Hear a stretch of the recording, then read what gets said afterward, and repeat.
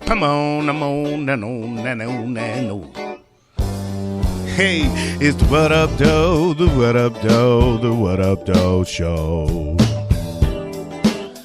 What up, Doe, y'all? It's your boy T. Wilson, and I am live on the last day of the month, baby. It is the last day of July 2014, and we are ready to get busy. Yesterday on the Freestyle Challenge Round 2, it was discovered that not only did I battle the 7:30 show, I did it on 7:30. How about that? That was the date, July 30th. But today is July 31st, last day of the month. We are ready to get it in and get this month over with and get started with the new. Right. The last month of summer is approaching, folks. It is going fast and fast as you can believe. It's not been a very, very ridiculously hot summer this year, and even here in Houston. So I guess the trend from our horrible winter kind of carried over into the summer. So, but we'll just move forward, man. And anyway, let's go with some birthday shouts, man. Let's just get on with it. Very short list today. Jeff Edwards, Jerry Davis, and Betty Hunt. Happy birthday to all of y'all. Mm-hmm. So on that note, man, you know, I don't have a whole lot. I want to move forward this today. I got quite a bit of stuff to cover, and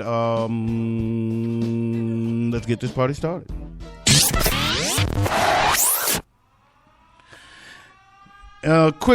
Quick sports news real quick. I heard a rumor yesterday that they may potentially be looking to move the Oakland Raiders to San Antonio, Texas. So a question comes, can Texas support 3 NFL franchises? Of course, I believe this market loves football so much they probably can.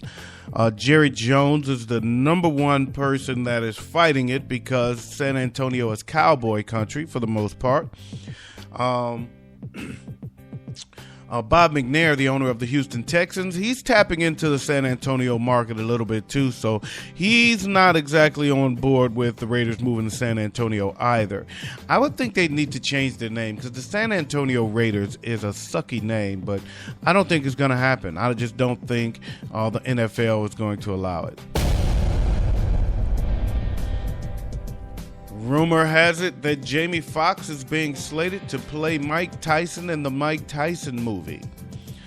They are considering doing a film about the life of Mike Tyson, and Jamie Foxx is leading the pack as to who will be casted as the Iron Fist. I think he can pull it off, man. He used to do a lot of Tyson imitations. He can sound like him. It's just going to be interesting to see how they make him look like him. It's going to have to puff him up a bit. It's ludicrous. They should have Ludacris do it. Ludicrous. An animated Montel Williams pounded his chest and launched into an epic rant calling out President Barack Obama for failing to respond to his petition to fix the VA hospital crisis. Montel is a 14-year military vet and a staunch supporter of our troops. He was pointing his finger straight at the White House, getting visibly upset about Obama's lack of action to help vets. He officially puts the prez on blast in a clip that was on video. It's out on YouTube and TMZ and all that stuff. He was looking into the camera, shouting, "Sign the papers, homeboy.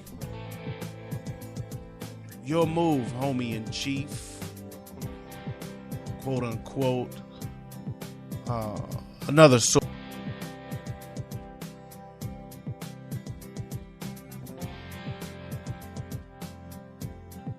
You didn't call out other presidents. You didn't call out President Bush. You didn't call out. I hope it looked like my mic was kind of on freeze. I hope that y'all getting all of this. I don't like the fact that Montel is calling out Barack in this kind of a rant, especially the homeboy shit. In case y'all missed it, I'm saying it again. It's disrespect for the office, for one, but it's only a disrespect for the office because a black man is in it. And now you got a black man calling him homeboy when you got a problem with him. Really, you wouldn't call President Bush homeboy. You're calling him homeboy, pointing out the fact that he's a black man. And I don't feel it's cool that you as a black man feel it's okay to disrespect the presidency because a black man's in it. Montel, you've been sitting on your hands for a long-ass time. Okay? I didn't see you do no rants about George Bush, calling him homeboy. Your homie in chief. The disrespect for black people by black people bothers me just as much as the disrespect for black people by any other race. And in fact, even more, because it gives other races a pass. It gives other races a ticket, a reason, an excuse to be disrespectful when you're disrespectful towards your own. When you disrespect yourself, it gives other people a ticket and a pass to disrespect you. So I don't like the Montel rant one bit whatsoever. Not at all. Not at all. Especially the fact that he chose mainstream media to make this kind of a comment. So I ain't got no love for you, Montel. I hear you. I hear your cause. I'm cool with your cause. I'm not against your cause. But your approach can kiss my ass.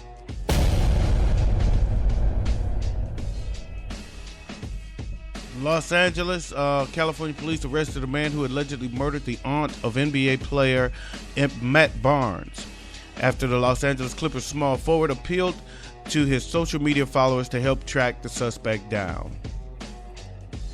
The suspect, Michael Williams, allegedly killed Barnes' 48-year-old aunt. I'm not sure how to say her first name, so I'm just going to say Tangi Hoover. I'm sure that's what they call her. It's Tanganyika, I think. He slashed her throat. This is pretty brutal. The two were estranged but staying together at a friend's house when Hoover was found outside of their house with her throat slashed. Barnes asked his Twitter and Instagram followers to look for Williams, the only suspect in the case. He posted pictures and said, "This dude stabbed my auntie in the neck last week and left her for dead on the sidewalk." And he posted pictures of him, and he said, Michael Williams is still on the run for murder. He is suspected to still be right here in Sacramento. It's been 2 weeks since my mom has been gone. It's ridiculous that he's still walking around. If you have any info, you can contact the police or my family directly. And he posted his personal phone number on Instagram and Twitter. The strategy worked, and Williams was arrested after someone called in a tip. The Sacramento police posted a tweet that said, "Michael Williams, suspect in the 24th Street homicide, is in police custody thanks to a citizen tip. He was located in the Sacramento area." Police officer Sam Summers acknowledged that Barnes' assistant was helpful. "He's a local kid. He has a following here in Sacramento, and having his name attached with us and helping in this investigation will help us actually solve this matter." That's what he told ABC News. I think that's good. Matt Barnes also went on to say in a later tweet after, "Thank you guys for your support and tips that brought a murder to justice. Love y'all. I stand here today calling out all athletes and entertainers who have this platform, those of us who have a voice and resources to get things done. Let's be the voice for the other 99% who don't. Hashtag we need to stop the violence. Hashtag RIP Auntie Tang." Bravo, Matt Barnes, and congratulations. I'm glad that worked out, Matt Barnes. I really do. That was a pretty brutal murder, and social media worked to our advantage in this instance. So, one for Twitter.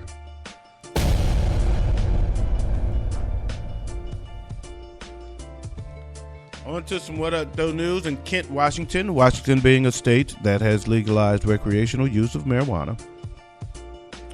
Police are looking for a man who was allegedly able to rob a pharmacy in Kent using just his iPhone and the power of words. The suspect entered a Rite Aid pharmacy and informed an employee that his name was Michael Edwards. And instead of giving the pharmacy technician a handwritten note, he handed over his iPhone with a message on the screen stating he was robbing the pharmacy and he had a gun which he was prepared to use. Evidently, the guy had that look in his eye because the worker took the iPhone note seriously and gave the robber 23 bottles of oxycodone. Our concern is that this guy got away with it once, so he'll likely try it again, said Kent Police Department Detective Melanie Frazier. She sounds like a dude, doesn't she? Our concern, that's a lady, our concern is that this guy got away with it once, and he'll likely try it again. I think these two are in on it together. That's all. I'm just saying. He handed those bottles over way too easy. That's his boy. They're going to split the money, split the proceeds, sell that shit on the streets. That's just my take. Just the way I see things. In Essex, England, officials in England apparently do not feel the force is with you. It's a woman who renamed herself, her middle name, changed her middle name to Skywalker. Laura Matthews took Luke Skywalker's last name in 2008 as her middle name and now signs her name L. Skywalker as her signature to reflect the change. However, it wasn't all that funny when the Home Office administrators rejected Laura Elizabeth Skywalker Matthews' passport application because of the copyright issues. When she signed her passport renewal form, L. Skywalker, with her revamped signature, the Home Office told the 29-year-old it would not recognize a change to a name which is subject to copyright or trademark. We have a duty to ensure the reputation of the UK passport is not called into question or disrepute. Matthews had never encountered issues in the past because of her new John Hancock, L. Skywalker. It's on my driver's license, my bank cards, everything. Everyone else is happy with that signature apart from the passport office. If she wants a new passport, she may have to head to the dark side and go back to her old signature. I know, that was corny, but that was part of the story. I didn't do the dark side part. That was part of the story. But seriously, I wonder if it would have worked out if she'd have changed her middle name to a sea monster. I wonder if the sea monster family now has that issue.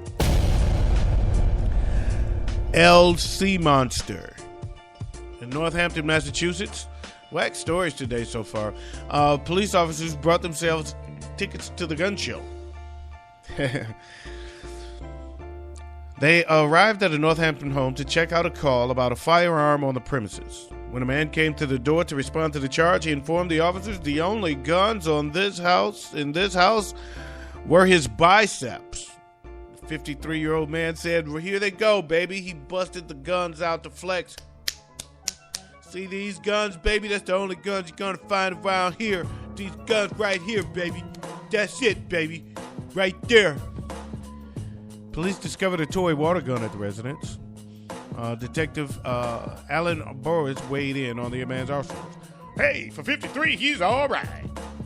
And he was probably bigger back in the day, so we left that guy alone. Guy looked like he kicked some ass. Police said the man appeared intoxicated, but was not charged with anything. He was at home. He can be intoxicated at home. These guns right here, baby. There they go. There's the guns right there. Those pythons right there. That's my guns. The only guns you're going to find in this house. Right there, baby. Woo! Sounds like he was high on steroids. In Monterey, California, a restaurant owner doesn't want children in his establishment. So he posted a sign about 2 years ago informing customers that he won't provide high chairs or booster seats. Just keep your kids out of my damn restaurant. So now, people got past that, so the Old Fisherman's Grotto in Monterey has 3 signs. In addition to informing patrons about the high chairs and booster seats, The signs also reads now, children crying or making loud noises are a distraction to other diners and are not allowed in the dining room. And the last rule is the restaurant also no longer allows baby strollers. People who don't like the restaurant's policies are advised to take their business somewhere else. If it's a place that has rules, that's what the rules are. You go in, you abide by the rules, you find another place to go that's more suitable to your dining experience. I don't want you here. I don't want you. I don't want your little nasty kids. Little snotty nosed kids walking crying up in my place. They bothering people. Keep them out of here, and you can keep out of here too. If you don't like it, go down the street. If you don't like it, go down the street. Despite the prohibitive policy, Shake said business is doing just fine. Chris Shake is his name. Well, let's put it this way. I ain't had a down year in over 20 years, and our business continues to grow. So if you don't like it, you know where you can go. Wherever you gotta go, you do what you gotta do. I want your babies here, and I don't care about you. Dr. Dre is going to sign him to a contract next. No baby music, baby. No baby music. In Los Angeles, the staff at ABC in Los Angeles may want to watch some episodes of The Simpsons and familiarize themselves with the prank calls that Bart usually makes to Moe's Tavern. A man calling himself Louis Slungpoo and claiming to be a DWP spokesman called up the station and actually got on the air. After informing reporters that the pronunciation of his name was Slung Poo, the prankster speculated that flushing a cherry bomb down the toilet could have caused the problem. We're in the investigation phase. Either a cherry bomb or someone took a really large dump, Slung Poo said. His silly and senseless statement was actually met with, "That's incredible.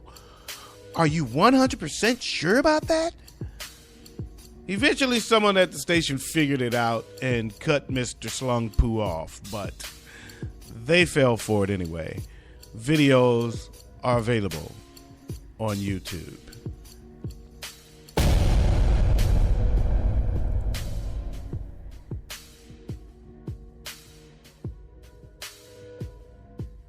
Massive difficulties getting a 625-pound bomb threat suspect to appear.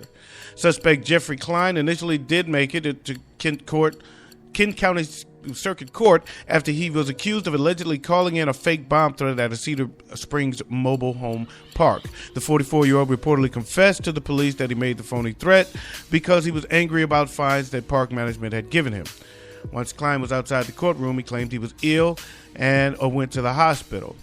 He fell ill again after he was facing 15 years in jail because of his habitual offender status. Now he won't report to court at all because he is bedridden due to his weight. There is a warrant for his arrest, but his 5-foot-wide bed would have to be transported to the courthouse via an ambulance and brought to the courtroom in a freight elevator. They estimate the court cost would be as much as $3,000 and is hoping to see the charges against this client dismissed. Client's attorney, Damian Nunzio, says this case is exceedingly old and involves a defendant who is exceedingly large. This simply cannot continue. Let the guy off. However, Lieber says Klein still has to come and face the music. So that's his defense, folks. I did it, but I shouldn't go to jail because I'm too freaking fat to get out of my bed. So if you want to get off, commit a crime, admit it, and eat a sandwich.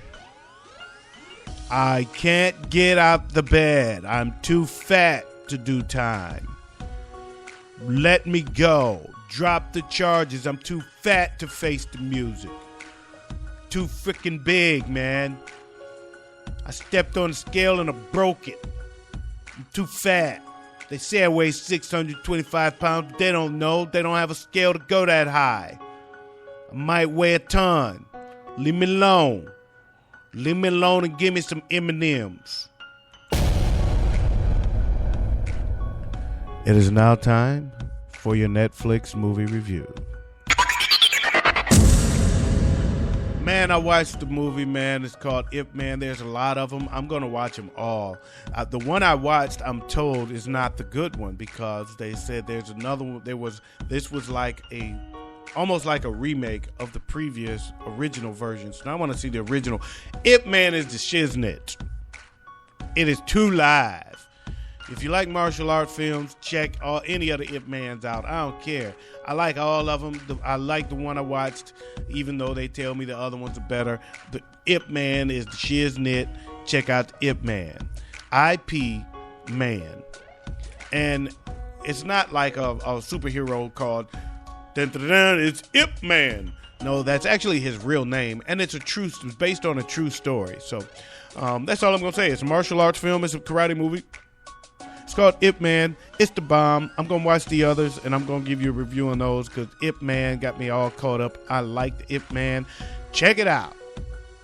You can stream any of the Ip Man movies on Netflix, and that's my Netflix movie review. See how I do that? It's nice and fast now. It's nice and fast. I like that. Yo, that's my show for today, y'all. I want to thank y'all for joining me, man. Thanks for coming. Thanks for listening. You can check me out again tomorrow. It's our Friday show. In the meantime and in between time, I want to say big up to my boy Latone Hart. He's the host of the 730 show. He can be heard on Spreaker.com or iTunes. Also, I want to say big up to my boy Ife Best. He has a YouTube series called Broke Nikka News, or BNN. He's also known as Dr. No. Big up to my boy Miles Perkins. He's an author. He has a book on Amazon. It's called Sex Education, The Erotic Secrets of a School Teacher. And also big up to my brother Mike Wilson out there in New Orleans. He has a company called All Clear Landscaping. He does a fantastic job, so make sure you support him. Yo, and that is my time, y'all. I want to thank y'all again for listening. Y'all have a great day. Have a prosperous day. Peace out. Press your crease out. Keep the police out while I bust his niece out, and I'm out of here like last year. Peace.